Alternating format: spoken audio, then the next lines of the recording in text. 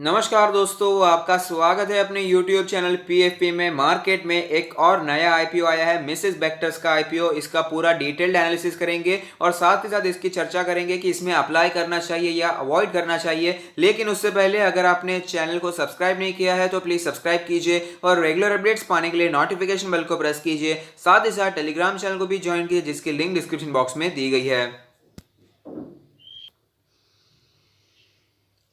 Company के बारे में जानकारी प्राप्त करें तो इनकॉर्पोरेट हुई थी 1995 में, तो पुरानी कंपनी है, 25 साल के आसपास का एक्सपीरियंस है।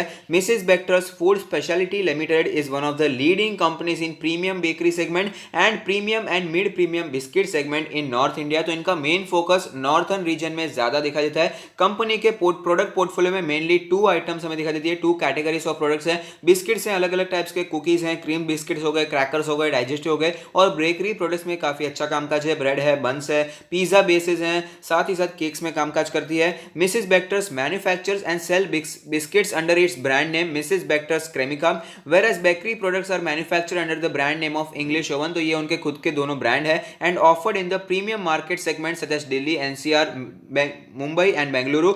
As of June 30, 2020 its bakery segment has a total of 96 products and the business segment has a total of 384 items. तो आप समझ सकते हैं इनका प्रोडक्ट पोर्टफोलियो काफी अच्छा दिखाई दे रहा है, काफी बड़ी मात्रा में हमें यहाँ पर प्रोडक्ट के नंबर्स दिखाई देते हैं। All of its products are manufactured in house across 6 strategically located manufacturing units in 5 different cities, that is Maharashtra, Karnataka, UP, Himachal Pradesh and Punjab. जैसे कि आपको पता है ये बेकरी आइटम्स है तो इसकी एक्सपायरी बहुत ही नजदीक होती है, तो इसीलिए स्ट्रैटेजिकली लोकेटेड होना बहुत ही जरूरी है। और जो मैन्युफैक्चरिंग प्लांट्स हमें यहाँ पर स्टेट्स में दिखाई दे रहे हैं वो काफी स्ट्रैटेजिकली लोकेटेड ही दिखाई देते हैं, तो ये एक अच्छी बात है। The company has a very strong distribution network of 154 super stockist, 644 distributor supplying products to 4.5 lakh से भी ज्यादा के रिटेल आउटलेट्स दिखाई देते हैं। 3594 preferred outlets. It sell its products to 23 states in India and also export its products under its own brand name and third party private labels to 64 countries all over the world। तो सिर्फ India में कामकाज नहीं है, 64 countries बाहर हमें काम करती हुई नजर आती है, तो एक्सपोर्ट में भी काफी अच्छा है। कॉम्पिटिटिव स्ट्रेंथ के बारे में बात करें तो leader in biscuits and bakery segments in north India. North India में लीडर कह सकते हैं, लेकिन ओवरऑल इंडिया में इतनी ज्यादा प्रेजेंस हमें इतनी अच्छी दिखाई नहीं देती है। वेल डाइवर्सिफाइड प्रोडक्ट पोर्टफोलियो, ये तो हम पता लगा ही चुके हैं, बहुत ही अच्छी प्रोडक्ट पोर्टफोलियो में यहाँ पर दिखाई दे रही है। नंबर ऑफ प्रोडक्ट काफी ज्यादा है। मेजर फूड सर्टिफिकेशन है कंपनी के पास, बीआरसी है, यूएसएफडीए है, एफएससीसी है। Leading biscuits exporter to 64 countries. Modern production process, strong sales and distribution network. Distribution network भी काफी हमें स्ट्रॉन्ग दिखाई दे रहा है। कंपनी के प्रमोटर्स मिस्टर अनूप बेक्टर है। कंपनी के फाइनेंशियल्स के बारे में बात करें तो आप देख पाएंगे फाइनेंशियल हमें यहाँ पर एक जैसे दिखाई दे रहे हैं, ज्यादा ग्रोथ तो दिखाई नहीं दे रही है। 2018 की अगर बात करें तो हमें यहाँ पर टोटल एसेट्स तो बढ़ते हुए नजर आते हैं, रेवेन्यू में हमें यहाँ पर बढ़ती हुई नजर आ रही है। सारे फिगर्स रुपीज इन मिलियंस में दिए गए हैं, आप देख पाएंगे सारे फिगर्स हमें यहाँ पर ऊपर जाते हुए नजर आते हैं। लेकिन अगर बात करें प्रॉफिट आफ्टर टैक्स के बारे में तो इतनी ज्यादा ग्रोथ हमें दिखाई नहीं दे रही है, बल्कि यहां पर प्रॉफिट हमें नीचे आते हुए ही नजर आ रहे हैं। 2018 में 350 मिलियंस का प्रॉफिट था, जो कि कम ही होता हुआ नजर आता है। लेकिन 30 सितंबर 2020 इतना ही समय हुआ इस फाइनेंशियल ईयर को, आधा ईयर यहां पर खत्म हुआ है, उसके बावजूद काफी अच्छे प्रॉफिट आफ्टर टैक्स दिखाई दे रहे हैं 388 मिलियंस के।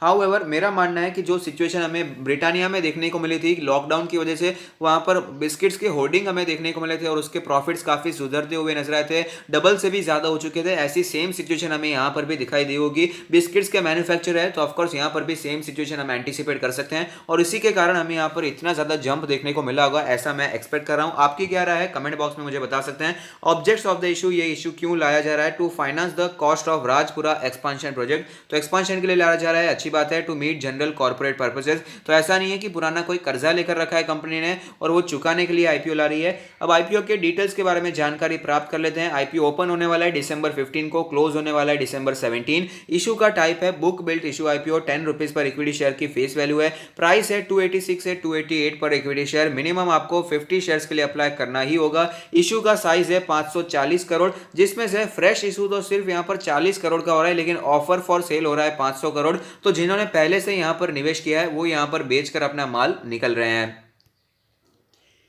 टेंटेटिव टाइम टेबल के बारे में बात करें तो आप देख पाएंगे आईपीओ ओपन होगा December 15, क्लोज होगा 17 को, बेसिस ऑफ अलॉटमेंट होगा 22, इनिशिएशन ऑफ रिफंड्स 23 को, credit of shares to demat account 24। IPO की टेंटेटिव लिस्टिंग डेट जो हमें फिलहाल दिखाई दे रही है वो December 28 की दिखाई देती है। लॉट साइज के बारे में बात करें तो मिनिमम 50 शेयर्स के लिए अप्लाई करना होगा, 14,400 के लिए आपको मिनिमम अप्लाई करना ही होगा, और मैक्सिमम एज ए रिटेल निवेशक आप 2 लाख से ज़्यादा का इन्वेस्ट नहीं कर सकते। तो यहाँ पर आप 1,87,200 का निवेश कर सकते हैं। 13 लॉट के लिए अप्लाई करने के बारे में सोच सकते हैं। प्रमोटर होल्डिंग के बारे में बात करें तो प्री इशू शेयर होल्डिंग है 52.45, जो कि पोस्ट इशू 51% हो जाएगी। तो ऑफर फॉर सेल में ज़्यादातर यहाँ पर प्रमोटर नहीं निकल रहे हैं, ज़्यादातर जो पुराने निवेशक हैं जिन्होंने यहाँ पर पहले से निवेश किया हुआ है वो यहाँ पर हमें निकलते हुए नजर आ रहे हैं। तो ओवरऑल अगर आईपीओ की अगर जांच करें तो ओवरऑल कंपनी काफी अच्छी दिखाई दे रही है। बिस्किट्स में काफी अच्छा प्रेजेंस इनका दिखाई देता है, स्पेशली नॉर्थ इंडिया में काफी अच्छा प्रेजेंस हमें यहाँ पर दिखाई दे रहा है। लेकिन बिस्किट्स में अगर निवेश करना है तो ब्रिटानिया मेरे हिसाब से पहली चॉइस रहेगी। लेकिन ओवरऑल कंपनी का मार्केट प्रेजेंस काफी अच्छा है, कंपनी के प्रोडक्ट रेंज काफी अच्छे हैं, एक्सपोर्ट भी काफी अच्छा करता है, स्ट्रैटेजिकली लोकेटेड हमें इनके मैन्युफैक्चरिंग यूनिट्स भी दिखाई देते हैं। तो निवेश करने के लिए एक अच्छा स्टॉक है, लॉन्ग टर्म के लिए मुझे कोई बुरा स्टॉक दिखाई नहीं दे रहा है। यहाँ पर आप निवेश करने के बारे में सोच सकते हैं। लेकिन जैसे कि मैंने कहा कि जो फिलहाल यहाँ पर हमें सिचुएशन बनती हुई नजर आती है,